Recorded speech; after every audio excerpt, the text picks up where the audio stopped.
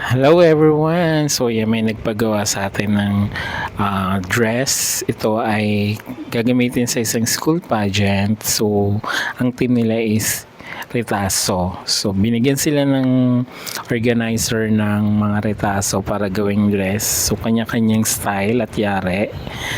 Kaya eto, pinadala ng mami yung measurement through messenger and of course yung mga materials, yung tela na gagamitin. And nagulat ako guys kasi puro Gina cloth yung mga tela.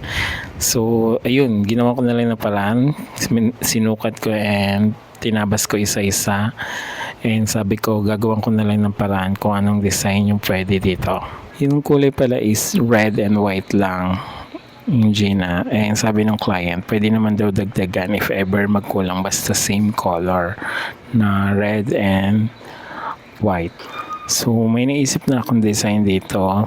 Nag-base din ako dun sa binigay na design or inspiration ng client. So ito na yung medyo nabuo ko na siya. So yan, fabric manipulation to, and gumawa ako ng parang solihiya style dun sa top, bandang top, and ayun na yung pinaka outcome ng dress.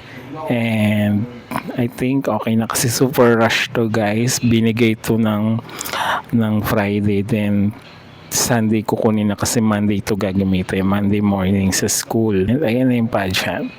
Ang ganda ng bata, di ba? Ang pretty. And syempre nanalo din siya. Nanalo yung nagsuot nito. And congratulations ulit. Salamat ulit sa tiwala. Bye!